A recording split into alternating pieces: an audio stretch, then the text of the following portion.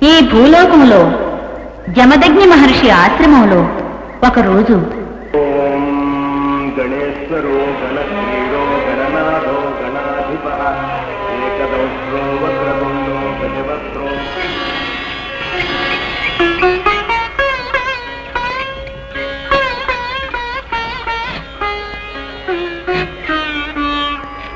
ప్రమోద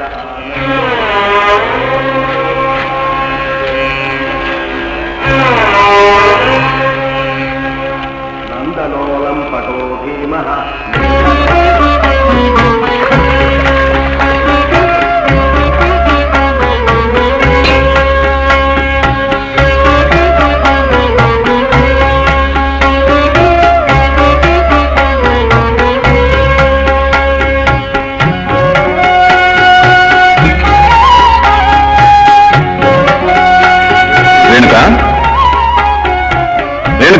వస్తున్నాం స్వామి.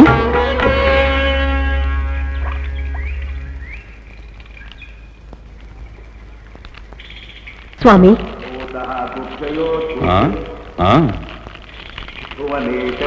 భూతానాం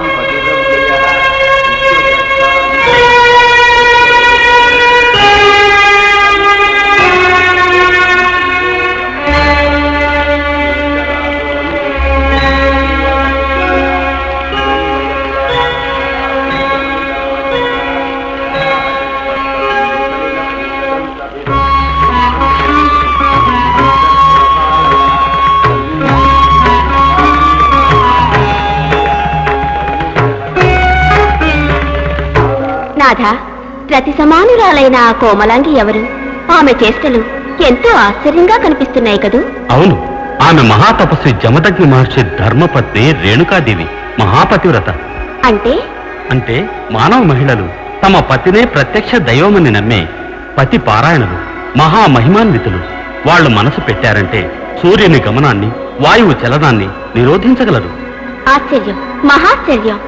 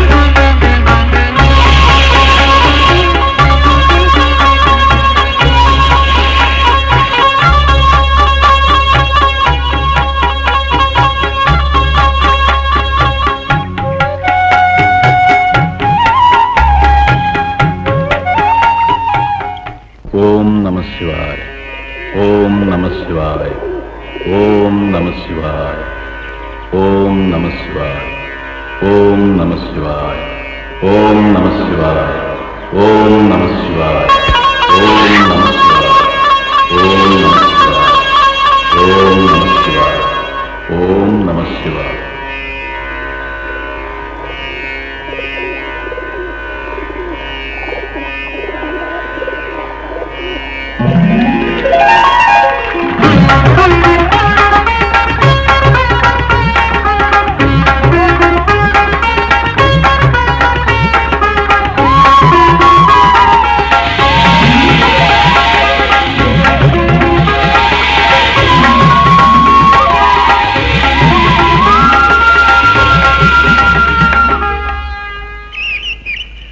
రేణుక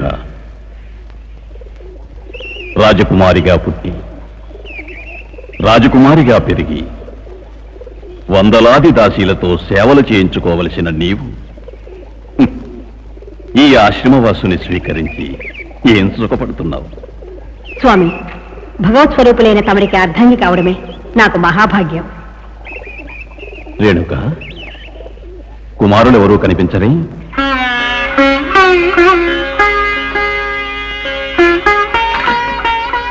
హోమానికి సన్నిధులు తీసుకురావడానికి వెళ్ళాను తండ్రి. శివలింగాన్ని అభిషేకించడానికి తేనె తెచ్చాను తండ్రి. పూజకు పుష్పాలు తేవడానికి వెళ్ళాను తండ్రి. ఓ, బహు సంతోషం పుత్రులారా. భక్తియే మనందరి ప్రథమ కర్తవ్యం. అది ఆ సదాశివుని సాక్షాత్కారానికి మూలాధారం. అన్నట్టు మీ ముద్దుల తమ్ముడు భార్గవుడెక్కడా? ఓం నమః శివాయ, ఓం నమః శివాయ, ఓం నమః శివాయ, ఓం నమః శివాయ, ఓం నమః శివాయ, ఓం నమః శివాయ, ఓం నమః శివాయ. భార్గవ వత్స, భార్గవరామ.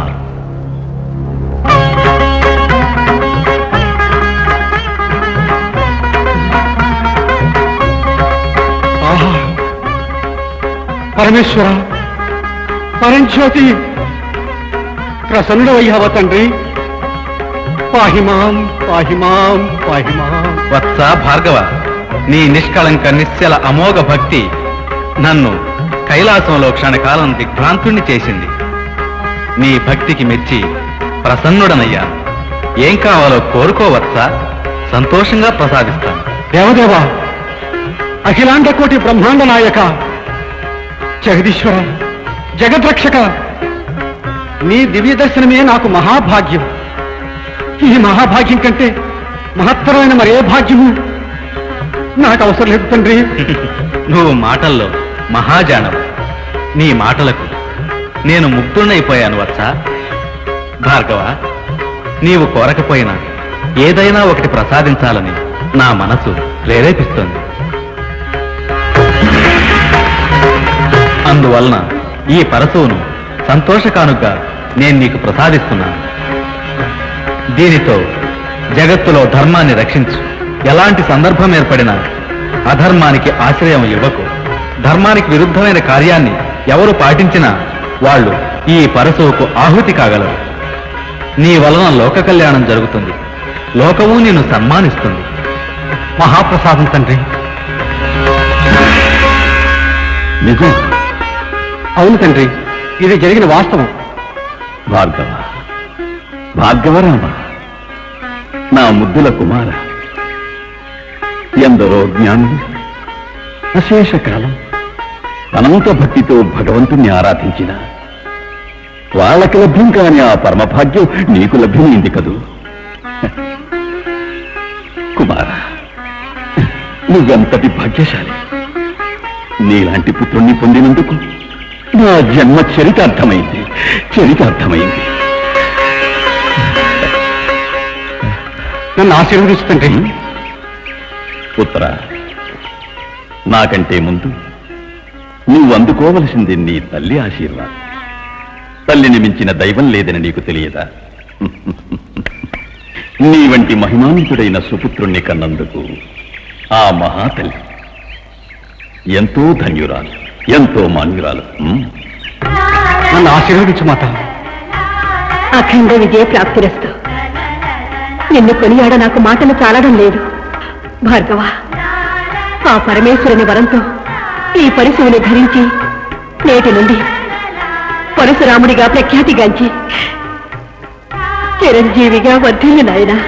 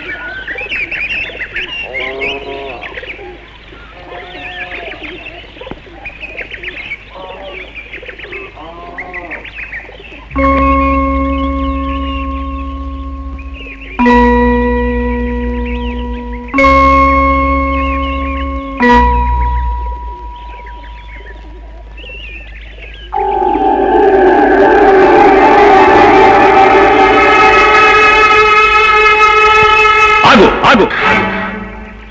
ఇక ఒక్కడుగు ముందుకు వేయకు. స్వామి చెయ్యి. లజ్జావిహీన పతివ్రతా ధర్మానికి భంగం కలిగించిన నీకు లజ్జ లేశి మాత్రం ఉన్నా నీ మొహాన్ని ఇక నాకు చూపించకుండా ఎక్కడికైనా దూరంగా వెళ్ళు. శాంతం పాపం శాంతం పాపం. దేవా, మనసా వాచ కర్మణ తమరినే ప్రత్యక్ష దైవంగా భావిస్తున్నాను. ఇట్టి పరిస్థితుల్లోనూ నా పతివ్రత ధర్మాన్ని నేను మీరలేదు స్వామి. వాచాలి, ఎందుకు అసత్యమాడుతున్నావు? నీ మనసు విచలితమై ఆ గంధర్వుల ప్రణయాన్ని చూడలేదా? నిజం దేవా, నేను చేసిన ఏ జన్మ పాపమో ఏవో ఎందుకో నా మనసు క్షణకాలం చలించడం మాత్రం నిజం. కానీ ఆ తర్వాత నా మనసులో మీరే ఉన్నారు స్వామి. మీకు అపకీర్తిని తెచ్చి మీ ప్రశాంత జీవితానికి భంగం కలిగించే పాపిని కాదు. దయవుంచి నన్ను క్షమించండి స్వామి. క్షమ నీక?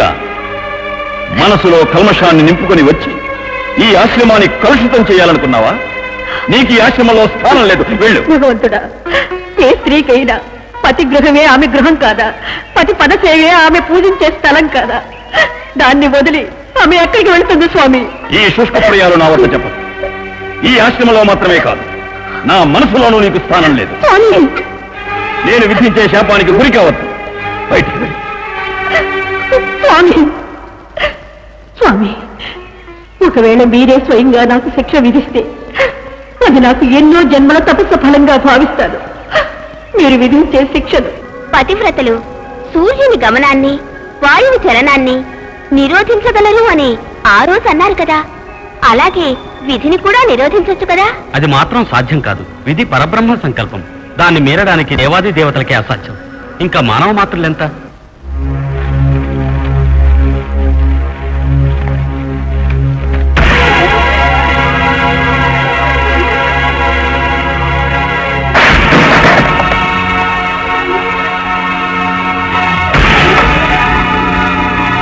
సులోచన, సులోచన! తండ్రి, నన్ను పిలిచిన కారణమేమి? సులోచన, నీవు నాకు జ్యేష్ఠపుత్రుడివి, నాకు ప్రీతిపాత్రుడివి. నీకొక గురుతరమైన కార్యాన్ని అప్పగిస్తాను. పాటిస్తావా? శిరసా వహించి పాటిస్తాను తండ్రి. నిజమా? మీ పాదాల మీద ప్రమాణం చేస్తున్నాను పితృదేవా. అట్లయినా నీ తల్లి శిరస్సును ఖండించి నాకు తెచ్చి అప్పగించు. తండ్రి, నా తల్లి శిరస్సున? ఎందుకు నాలుగు తడబడుతోంది? తండ్రి, కన్న తల్లి తలను ఏ పుత్రుడైనా ఖండించపోనుకుంటాడా? మనస్సు ఎలా వస్తుంది? చచ్చా, అలాంటి భావాలు మనస్సులో ఏర్పడ్డవే మహాపాపం. ఈ కార్యం నేను చేయలేను. నన్ను క్షమించండి. చెయ్యి ద్రోహి! ఇచ్చిన మాటలు తప్పుతావా? అధముడా, భస్మమైపో!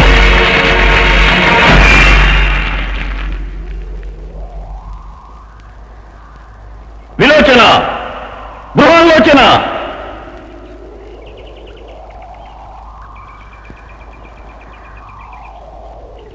పుత్రులారా, మీకు ఒక బాధ్యతను అప్పగిస్తాను.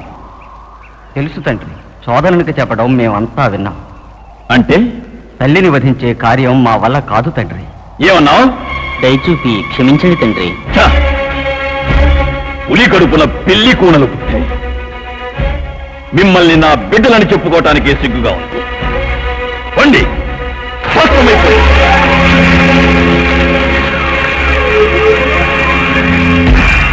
పుత్ర పరశురామ,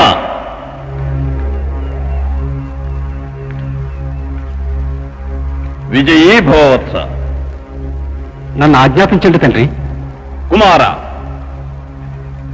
ధర్మమే నా ప్రాణం. ఆ ధర్మానికే భంగం ఏర్పడితే క్షణకాలమైనా నేను దాన్ని సహించలేను. నాకు తెలుసు తండ్రి. ఈ ధరణిలో ధర్మం నీ వలన కాపాడబడాలి. ఆ ధర్మాన్ని మీరిన వారు ఎవరైనా కాని వాళ్ళు క్షమార్హులు కారు. వాళ్ళను నీ పరశువుతోనే శిక్షించాలి. సిద్ధంగా ఉన్నాను తండ్రి. ఆ ధర్మహీనురాలు నీ తల్లి. నీ వలనే ఆమెకు శిరక్షాటం జరగాలి. ఇది నా ఆజ్ఞ. మహదాజ్ఞ.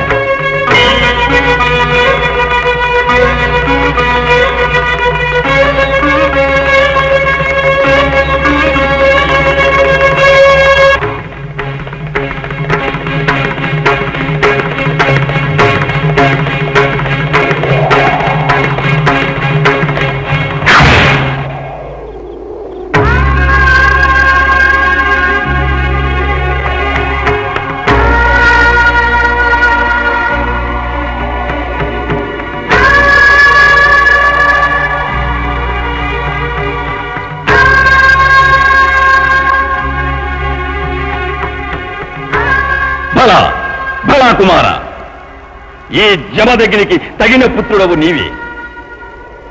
14 భువనాలు నీ కీర్తిని కొనియాడే విధంగా పితృవాక్య పరిపాలకుడు అనిపించుకున్నావు. దీని వలన నా మనసుకు మహదానందం కలిగింది. కుమార, ఈ ఆనంద సమయంలో నీకు నేను 3 వరాలు ప్రసాదిస్తున్నాను. ఏం కావాలన్నా ఇస్తాను, ఏ పదవి పొందాలన్నా ప్రసాదిస్తాను. తండ్రి, నాకంటూ ఏ సుఖ సంతోషాలు, ఏ పదవి అవసరం లేదు. మీరు ఆశించినట్టు నేను కోరే 3 సాధారణ వరాలు ఇచ్చారంటే నాకు చాలు. కోరుకో, ఏం కావాలన్నా ఇస్తాను. తండ్రి, మొదటి కోరికగా మీ కోపాన్ని విడనాడాలి.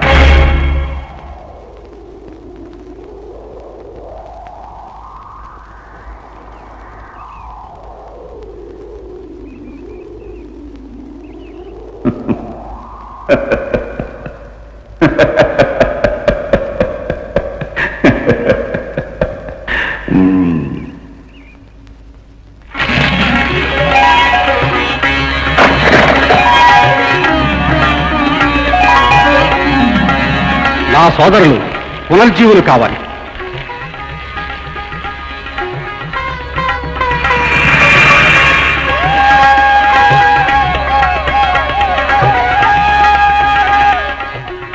నా తల్లి శిరస్సుకు జీవం ప్రసాదించండి.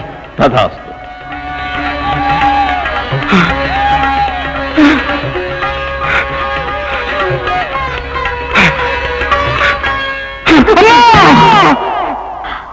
నాయనా నాయనా,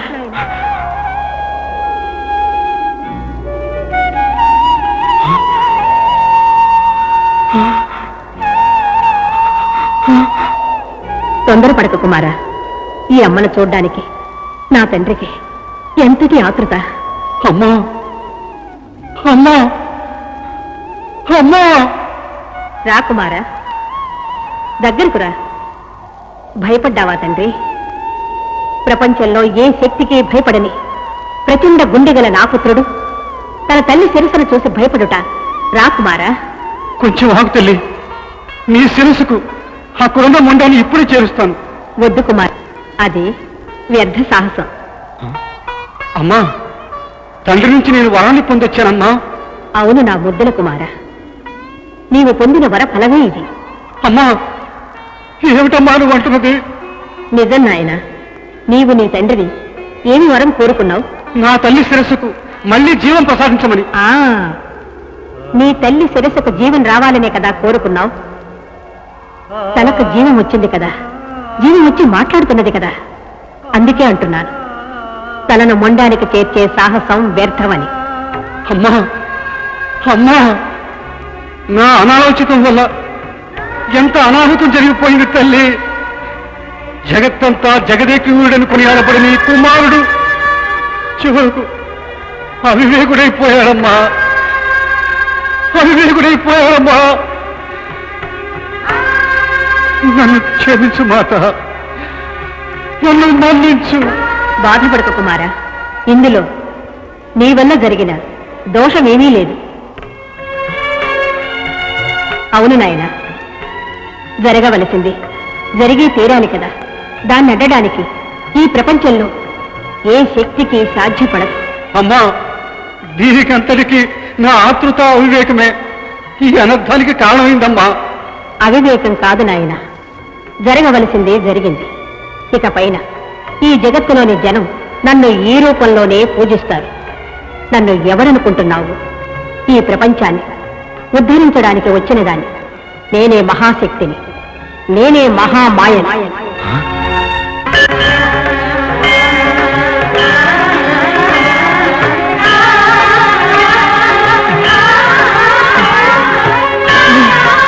ఈ ప్రపంచంలో నేను అనేక రూపాలలో ఉద్భవించాను. మళ్ళీ ఈ రూపంలో రావాలని నేనే కోరుకున్నాను. శుభమస్తు.